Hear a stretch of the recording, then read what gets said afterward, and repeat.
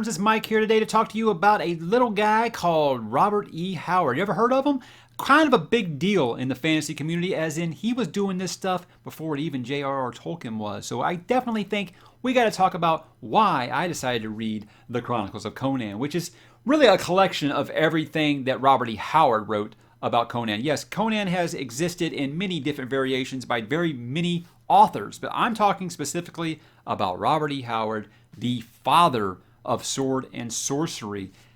I have talked in my book haul videos before when I first got this, and I got Cole the Conqueror, and I got Cole of Atlantis, and Solomon Kane, about how I do not believe Robert E. Howard gets enough respect for what he meant to this genre, and I say that as someone who's never read them. So I said, you know what?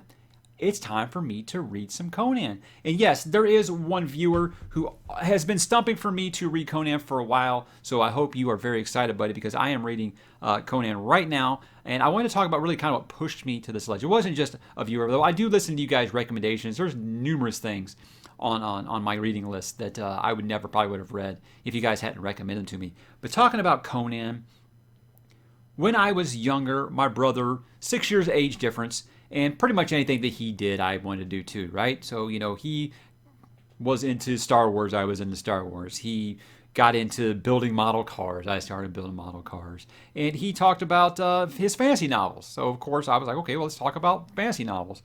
And I read things like Shannara and things like that with him. But it was Conan was one of the ones that he had that I never really got that far. I started reading one of the paperbacks when I was younger, and I remember liking it, but it was probably just a little too much for me at that age, and I never really went back to it. But what I did get into was the Marvel comics of Conan, to a point where I was very excited when the movie came out, but my parents told me I wasn't old enough to watch it. And when I got old enough to watch it, and I watched it, I understood, hey, that's why I wasn't allowed to watch it, because it's very R-rated, very adult-themed, and for a good reason. But one thing I never actually had went to, and as much as I love that movie, guys, I love that movie so much, I could quote probably the whole thing for you right now if I tried to. And the soundtrack is one of the most incredible soundtracks ever made. So I have very, very, very, very great love for that movie. What I do know is it is not really like the books at all. I do know that the books are kind of standalone little adventures, whereas you can read any of them in any order, and it's okay. There isn't some huge overarching story here. It's just standalone adventures. And you know what? That's awesome. That's kind of what I wanted, because I've said in videos past that I feel like there's so many of these fantasy series they've got to go. There used to be a trilogy, and then they got to 5 books, and they got to 7. Now there's some that are like on 3 7-book series at this point.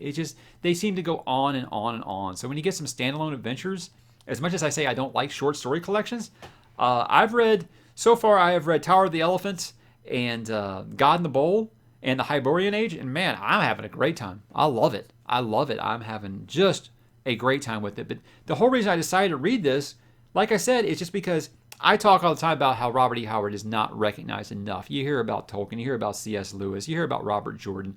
You never hear about Robert E. Howard, and it's just a shame, because he was doing this stuff long before anybody else. And you're going to be like, if you read them now, these stories are 80 years old at this point, and you might read them now and think, hey, you know what, these have got a lot of tropes in it. These are where those tropes came from, though. Fighting a giant spider, fighting a giant snake, things like that. All these fantasy things that you think about as this overdone and tropes at this point. This is before they were tropes. This is before they were overdone. This guy was so far ahead of his time, and he died tragically at 30 years old. And I feel like if you don't go digging for it, you don't ever see people talk about how incredible. This is a character that has survived for, like I said, almost 80 years now in pop culture. And in my opinion, it's a tragedy that they're not capitalizing on this to make these billion fantasy series that they're trying to adapt for TV. I know that Amazon had the rights for it, and let's just say that the new person in charge of Prime Video, the rumor is, if you believe Midnight's Edge, which had a really great video of Conan, check that out, man. It's really, really good. They said that it didn't align with that person's political views, so they just squashed it. They're not going to do Conan at all. So I'm like, okay, well, can you give the rights to someone who will do Conan? Because these are set up for either one-shot movies or episodic television. They could be fantastic, I think. in long form or short form. So back to why I decided to read it, though. I just go off in tangents whenever I think about things like this. It's just the level, the breathing history that this guy made. Like if you read Hyborian Age, it is very, very Tolkien-esque with how much this is a living, breathing universe, and it was done before anybody else was doing stuff like that. Again, ahead of his time. Even Stephen King has a quote on the book saying Howard was the Thomas Wolfe of fantasy, and most of his Conan tales seem almost to fall over themselves in their need to get out. What I find incredible about Robert E. Howard is that he was able to write a story in 40 pages that told you more than 500 epic fantasy books do today. That's how good of a writer he was. And it's a shame that we lost him as early as we did, because who knows what else he'd done. As far as the rest of pop culture, look, the Marvel comics were huge. What's funny about that is that Stan Lee was actually the one that tried to cancel that. And then they decided to give this guy one more shot. I can't think of his name. I was watching a documentary on it. And he said that he begged for one more chance from Stan Lee, and he said, okay, well, what we're going to do, we're going to make it a bi-monthly thing. And then it ran all the way from like the 50s to the 90s, this comic. That's how popular this comic got. So the fact that we've only gotten one good movie out of it, look, the Conan sequel was trash.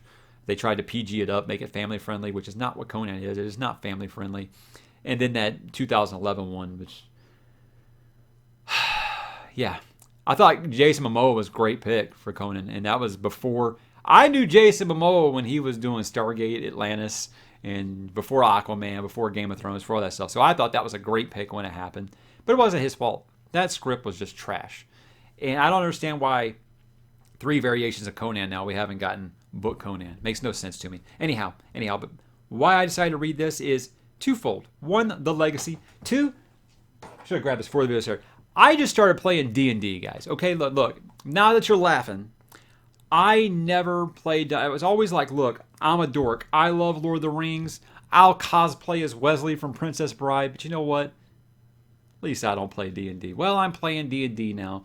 And when it came character creation time, someone explained to me as, hey, here's what you do. You think of a character in literature or a movie or something that you like, and you make yourself that character and you say, what would that character do? I said, well, I don't know. All I know is I want a character that's very easy. My first time playing D&D, I didn't want someone like my wife is playing as a sorceress, and she has to have her iPad with her to go through her spell book and all that. I was like, I don't want to do none of that. Because look, guys, as much as I love reading a story, I can't tell a story to save my life. So I wasn't going to do that. But what I said was, okay, you know what? I'm going to pick Conan. And for 2 reasons. 1, I want to play as a barbarian. And 2, this will encourage me to finally read the book. So when I picked Conan, there's my dice and my Conan character. Very cool, huh? At least I think it's cool.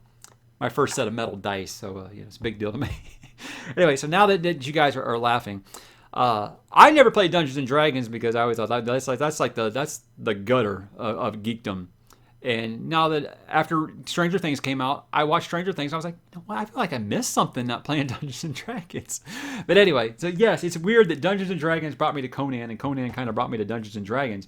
And I want to be able to say now, hey, I tell you guys, you got to read Robert E. Howard because he's super important to the genre. And then I haven't actually read any. I want to say now I have read them. But here's the thing: is I didn't want to read this massive book in one sitting. I wanted to kind of break it up. So I started looking at ideas of how to read it in chronological order. There isn't really one because, like I said, he didn't do like a big story arc kind of thing. It was just standalone adventures.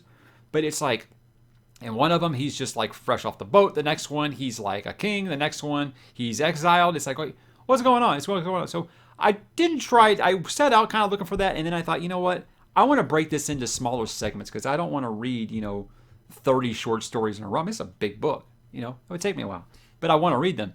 So what I did is I went through and I looked at the paperback releases that they did after Robert E. Howard died. They did The Coming of Conan, Conan the Barbarian, The Sword of Conan, King Conan, and Conan the Conqueror. And that kind of breaks it into little 5 stories here. I don't know if you can even see that. So I broke it down into that to kind of help me. Then what I'm doing right now is Coming of Conan, which is God in the Bowl, Rogues in the House, The Frost Giant's Daughter, Queen of the Black Coast, The Tower of the Elephant, and The Hyborian Age. And I figured that's the best way to do it in small bites. And also, it can be the palate cleanser that I'm looking for between some of these books, these big, epic, crazy, fantasy books, where I just want some standalone adventures and just have some fun with Conan hacking shit up. That's what I'm here for, right? So that's really why I decided to read it. But now that I've read a couple of them, I'm even more excited about it because he's just such a precise tacticianer of a writer. He is just to the point. He isn't gonna mob you down with like hour-long explanations about like someone's crown or torso or necklace or pendant.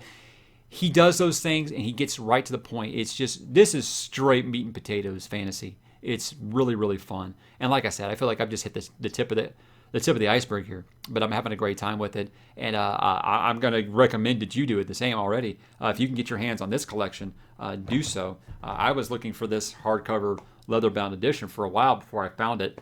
And I'm very, very happy to find it in the condition that I had. Had to buy it used from the UK to do it. So this actually had to ship from the UK. I don't even know if it's available in America. But yeah, very handsome. I have the H.P. Lovecraft one like this. And, you know, I know the stories that Robert E. Howard and H.P. Lovecraft actually were friends. And they used to actually exchange stories and kind of like say, hey, here's what I would do. And that's what I do. That's awesome. You know, you hear about C.S. Lewis and J.R.R. Tolkien. Now you're going to talk about Robert E. Howard and H.P. Lovecraft. I'll say two of my favorite. I mean, I love Lovecraft, and I'm pretty sure I'm going to end up loving Robert E. Howard here. That's two titans right there getting together. And so I'm just even more excited about this the more and more I learn about it. And that's why I decided that I was going to read Conan. And like I said, early recommendation, I'd say you should too. But yeah, start with those smaller books like I talked about where they kind of break them into smaller stories. And I think that will be a lot more accessible to you. But I can tell you right now, if you're one of those people who like short story collections, which I talked about in my Witcher videos that I don't really like short story collections, I'm liking these just because, like I said, there's so many epic fantasy series that I'm reading right now. They're just mindlessly long.